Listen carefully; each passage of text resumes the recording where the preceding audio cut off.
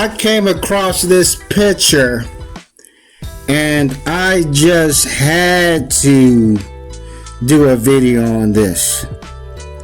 As you see there, you see three couples. Two of the couples are two black women with white dudes. Now this picture is from the 1950s. Bruh, look at them signs up there. What's that say? What? A quarter of fried chicken, 70 cents? Really? What's that other one say? It says a fried shrimp plate, 85 cents. Wow. I'm like, this might be the 1940s, but I think this is the 1950s, and it's in Pittsburgh, the East Coast. But as Malcolm X would say, anything below Canada should be considered the South. You got two black girls. You got a double date. Well, kind of a triple date there, but that's hard to see today. Today, it's very hard for me to go out to any establishment, a BW3s, a Kilroy's, or whatever, and see two white dudes with two black females. Now, bear in mind, this is before we had civil rights, 1950s. I'm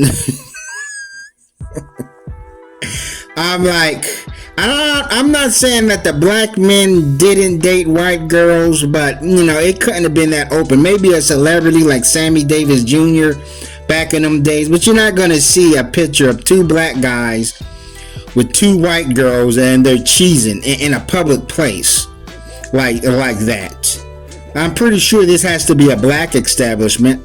But could you imagine two black guys with two white girls in a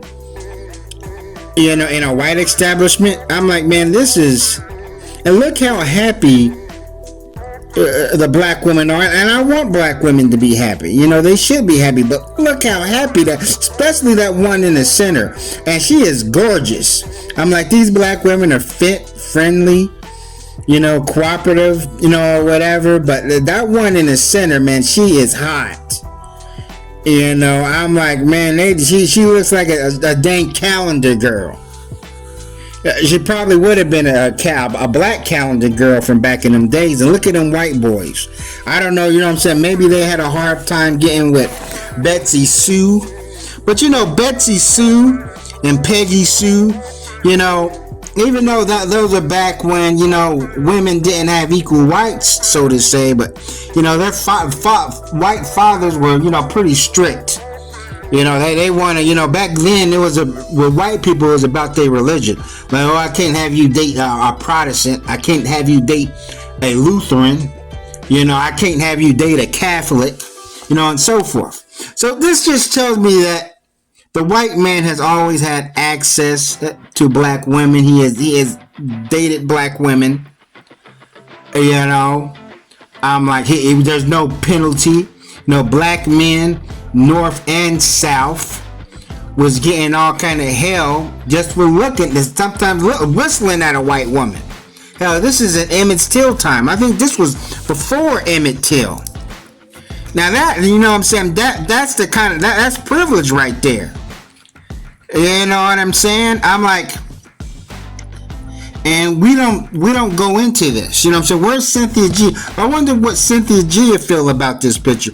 You got two black girls with two white dudes, and they are happy. See how happy they are? They're not. Nah, man, that's happy. That's the thing. Black people we're not trying to end white supremacy. We want a comfortable position in it. The closer to whiteness you are, just means a better life. But imagine how many black women got their hearts broken. These white dudes, they want to dip in a chocolate pool.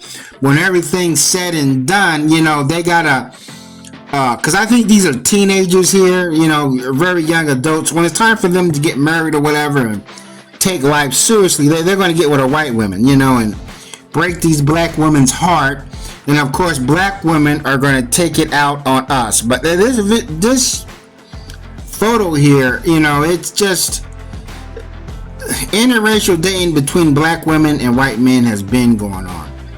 Why is it still why are they still sort of minority couples? That's, you're gonna have to ask the white man that, because I think ultimately the white man has dissed black women. White men has always ran through black women, and a lot of black women to this day are trying to keep these relations. They're still getting their heart broken by white men, but they need that white man as a crutch to weaponize them, to weaponize their relationships with them against us. But man, this has been going on. But that's all I want to say. Thanks for watching, and never stop learning.